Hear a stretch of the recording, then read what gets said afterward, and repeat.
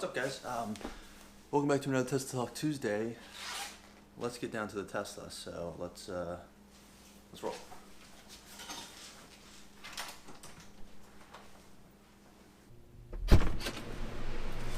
Whoa! Welcome back to the Tesla, guys.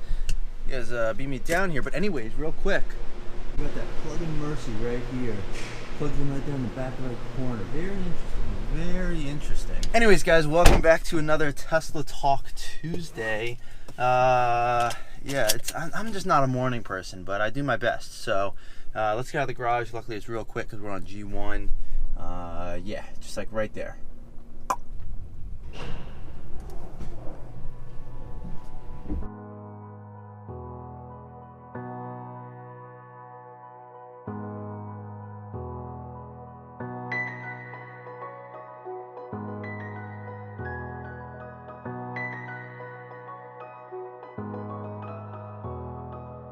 Well, lots of interesting news related to two other electric cars that are fairly intriguing today.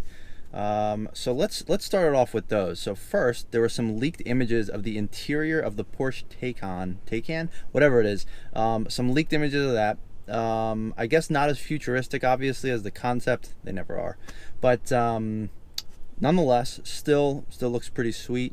Digital dash like you would expect. I'll pop a few images up here, you guys can see those. But anyways, so that car is expected to have, I think, a 90 kilowatt battery pack, good for roughly 250 miles of range. I think they're also supposed to have another larger battery pack, good for over 300 miles of range.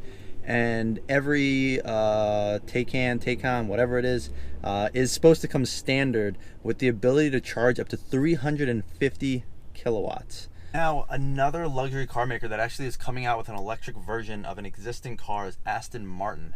They are making their Rapide, which is their four-door car, into a Rapide electric car. So this car is supposedly supposed to have an MSRP of over $300,000, which is pretty crazy because the stats aren't anything too spectacular. So that car currently has like a V12 in it, decent stats, but nothing too absurd. Definitely more of like a luxury sports car, Grand Tourer. But even with the all-electric drivetrain, I don't think the car is supposed to be able to do 0 to 60 like under 3 seconds. It's only like a sub 4 second 0 to 60 times, which isn't bad. That's what my car gets right around there, right around 4 seconds. It's rated at like 4.2. People have claimed 3.8 on the P85, but either way, that's in the ballpark of the Rapide electric, I believe. However, the price point is almost 2.5 times what this car was brand new, and it's still more than the Founder Series Tesla Roadster, which performance specs are going to be insane. However, the Tesla Roadster is obviously more of a sports car, so that's the goal, crazy stats. But very interesting, the price point that they're coming out with, because I believe that the Rapide does not start at over $300,000, although I could be mistaken. When you're going with the Aston Martin, you get the luxury, but Aston Martins do have a great exhaust note out of the factory. And I mean, yes, electric cars are great, right? Like the Tesla's fantastic, but that screaming V12 and that exhaust note, also phenomenal, absolutely incredible, worth every penny. So I just that's one of those cars where I don't know if I'd want an electric version of it. But I digress. Very cool car still, so very interested to see what that actually looks like when it comes out and what the final stats will actually be like. All right, let's get to some Tesla related news. So as you may or may not know, the market this week not doing too great because China trade talks. So tariffs have been increased on Chinese goods coming into the U.S. The Chinese have said that they're going to increase prices on U.S. goods going into China. Until these Chinese trade talk negotiation things on tariffs can be renegotiated, well, obviously, right now, the Gigafactory in China has not been built. Therefore, Teslas are being made in the U.S. They have to be imported into China. That tax hits them. So Tesla stock price has actually hit a 2-year low. I believe it was trading in like the 220s maybe yesterday. I'll pop that up on the screen, obviously. So, yeah, Tesla stock, great time to buy. I mean, buy the dip, right? So if you want to get in there, get in there. The other thing is the stock market as a whole has also been down. So the Dow was down like think like 600 some points yesterday, down like 2.3, 2.4%. Obviously a terrible day for the stock market. It's sort of been trending lower the last week or so. Obviously there was a lot of trade talk woes last week. So yeah, that's a little stock update. In addition to that, some more Tesla stock news. They have made sort of their final offer for Maxwell Technologies. They are an ultra capacitor company, basically something similar to batteries, but better battery technology using Maxwell's ultra capacitors. They actually put in a bid to buy that company a while back, but they recently are starting to finalize that. I think Maxwell is on board. However, there were some shareholders that were suing to try to block that merger. But I think that is going to plan, and I think it will go through. Although don't quote me on that. But either way, it's a cash and stock deal. I believe that for every share of Maxwell Technologies that you hold, you get roughly like 0.019 shares of Tesla, something like that. Just because I think the Maxwell share price is obviously much lower, but what they do is they fill in any fractional shares. They just give you cash instead of like a fraction of a share. So that's how that situation works out. But that is roughly valued at around I think $235 million. 500 feet, turn right onto M Street Northwest. Ah, okay. But that transaction is roughly valued at $235 million is what Tesla is effectively going to pay for Maxwell Technologies. In other Tesla-related news,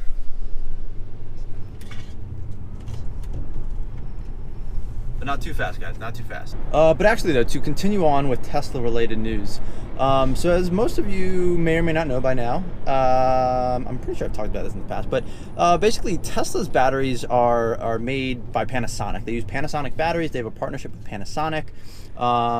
And well, Panasonic recently, or let me backtrack. So I think Panasonic was supposed to be able to scale up to be able to produce 35 gigawatt hours of batteries like per year, something like that.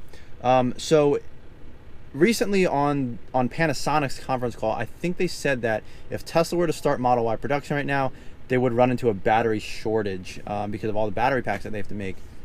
They also said that they are working on ramping up from the 23 gigawatt hour current production that they're doing up to that 35 gigawatt hour production level. But until they get there, I believe that there would be a battery shortage once Model Y production starts. So I don't know if the 35 gigawatt hours is actually enough battery production to prevent a shortage, but it's definitely going to help because that's almost a 50% increase in is it 50%? Over 50%?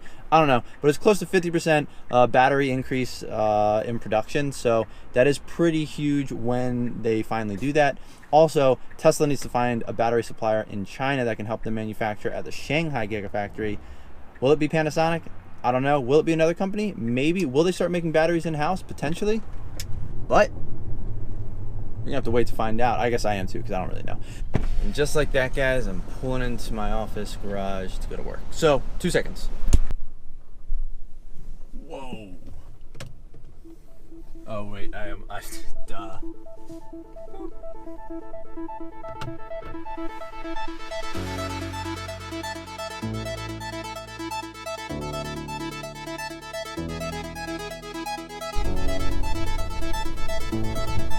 Bit of a backup, eh?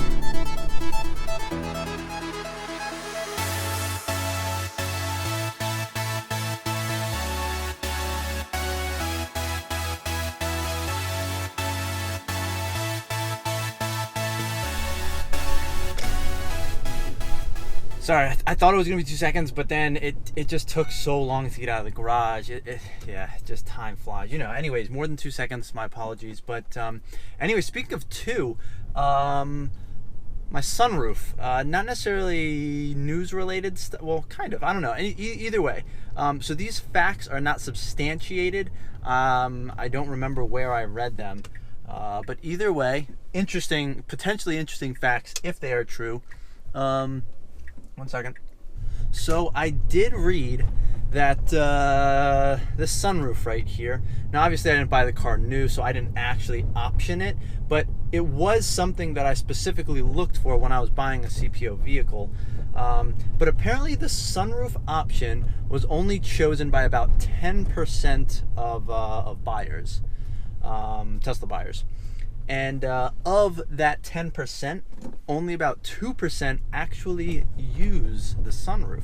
So speaking of 2, I am part of the 2% of people that have a sunroof on their Tesla and actually use it. So just a little fun fact. I don't know how true that is. I don't know how accurate that statement is, but yeah. And so the point there, I read this because I was looking up stuff with Tesla sunroofs and potentially going bad or creaking or whatever, and so the problem is that the 2% that actually use it, you have to use it because otherwise the tracks don't stay like properly greased, and if the tracks aren't properly greased, then you get issues longer term. So if you don't open and close it enough, obviously that grease doesn't, you know, stay well lubricated and fresh, and it dries out.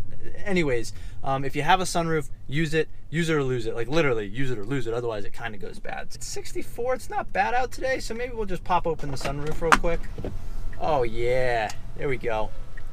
Things are looking up, guys. They're looking up. They're really looking up. I mean, we got the sunroof fixed. We don't have that crack going across it. It's much better, and we got some fresh air from above. So no complaints. Either way, just thought I'd drop that on you guys. I think I covered most things. One more thing, almost forgot.